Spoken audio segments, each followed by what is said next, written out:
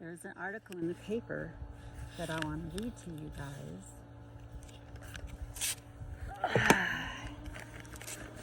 As you can see, Ron made the front page, and I will read it to you.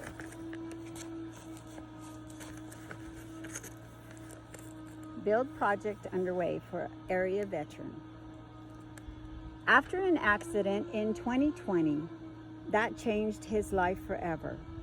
Ron James of Park Rapids is starting a new chapter with help from family and friends.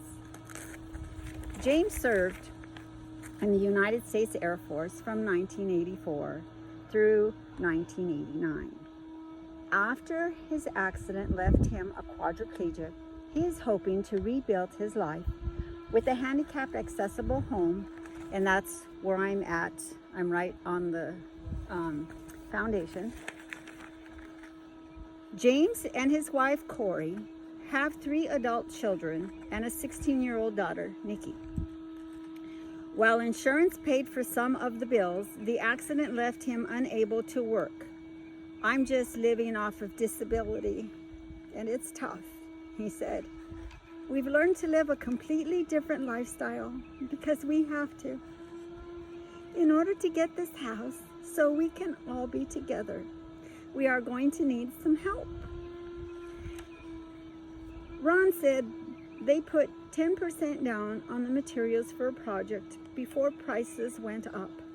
Bruce's Contracting donated the slab, and Kelly Elsner Well Drilling is donating the well. And Executive Interiors is donating my handicapped shower, he said. These are all friends I know from church. He said other community members helped too. And I do want to add that Eastside has helped us, and Faith Bridge.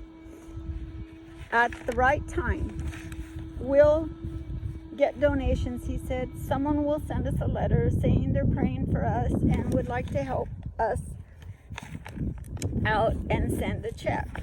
Continued on page 13. After his military service, Ron worked in construction. Ron owned his own construction company back in California. It was called 413 Construction. The accident happened when he was driving to work this morning. He was going to work for BCI. Morning of March 19th, 2020. I was only going about 20 miles an hour because it was drizzly and slippery, he said. I was coming up a hill and could see there was a little bit of slush build up on the road. I let my foot off the gas, and as soon as I did, the back end of my truck let loose. It happened so quickly, I didn't have time to do anything. I went into the ditch and flipped. Ron said he remained conscious and felt the truck crushing him. I thought I'd shattered my shoulder because it was so painful, he said. I didn't realize at first that I was paralyzed. I was upside down and thought I would choke to death on my seatbelt because it was cinched up so tight against my throat. I heard a man's voice asking if there was anything he could do for me, and I asked him if he had a knife to cut the shoulder harness loose. He said, as a matter of fact, I do. I just sharpened it last night.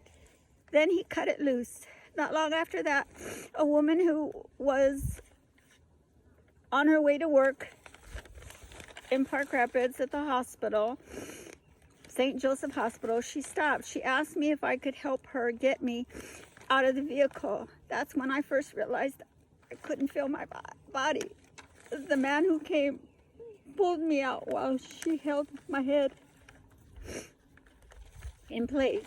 About that time, a sheriff's deputy showed up and took over. The miraculous thing is that we cannot find anybody who knows who the man on the scene was. We put thank yous in Park Rapids paper and Detroit Lakes paper, but no one ever came forward. If he wouldn't have been there, I probably would have choked to death.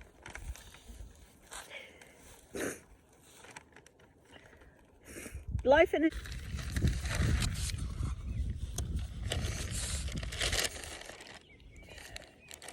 To be continued.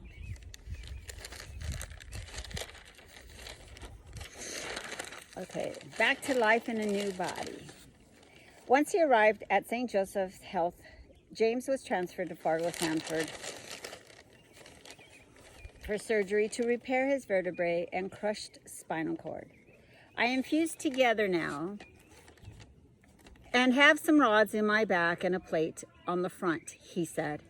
He went to Craig Hospital in Colorado, one of the most renowned places in the country for helping people with spine and brain injuries, in April. I have control of my triceps and biceps and some of the forearms, he said. While at Craig Hospital, he learned techniques to do as much as he could for himself in what he calls my new body.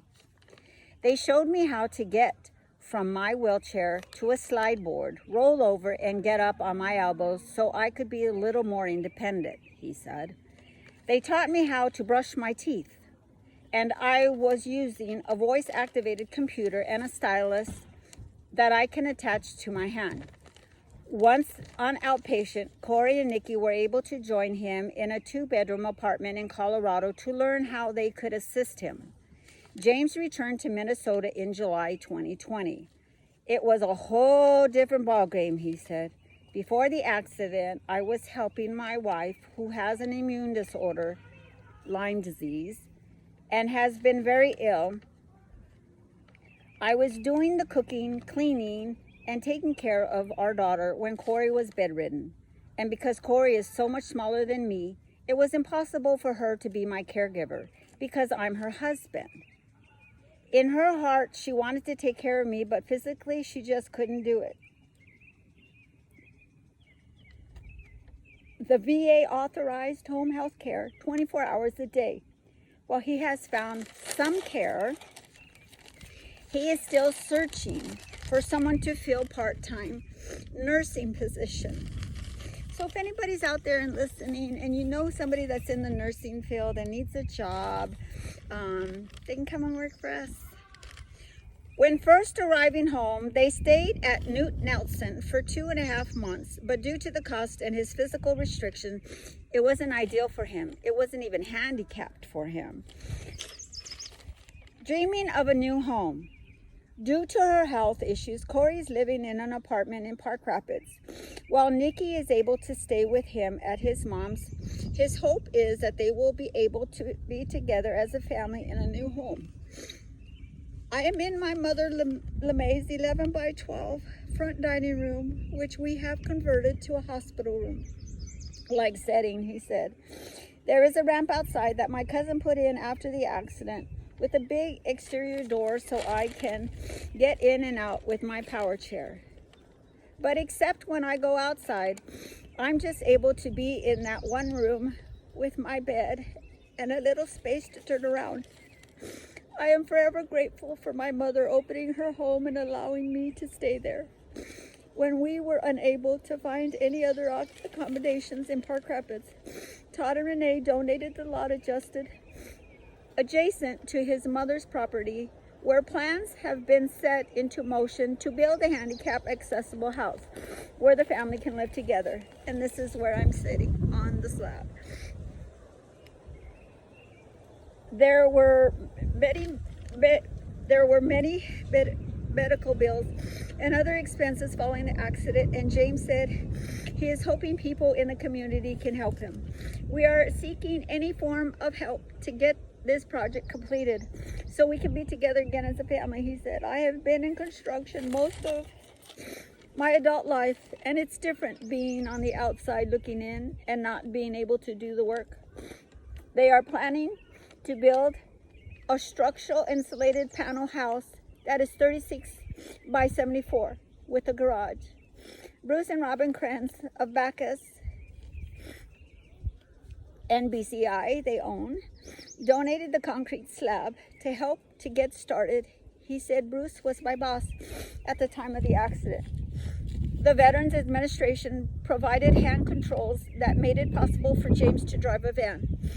Donations from his Caring Bridge website and other people in the community pay for part of the cost of that van.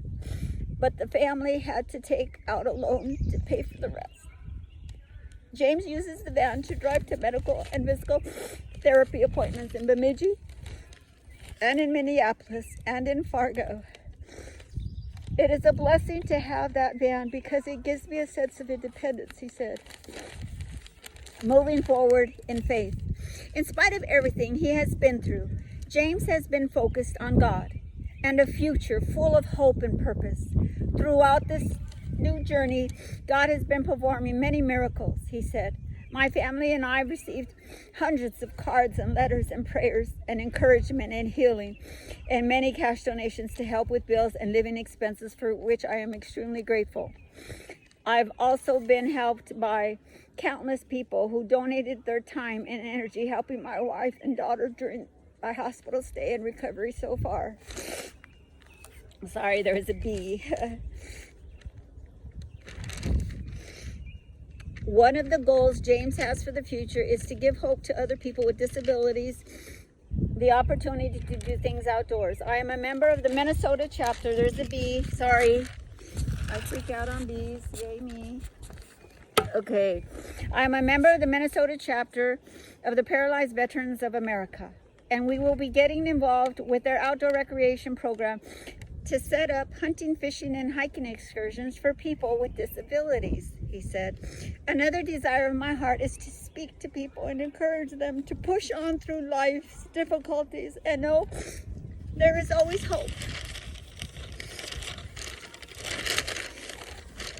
Thank you guys for taking the time to listen.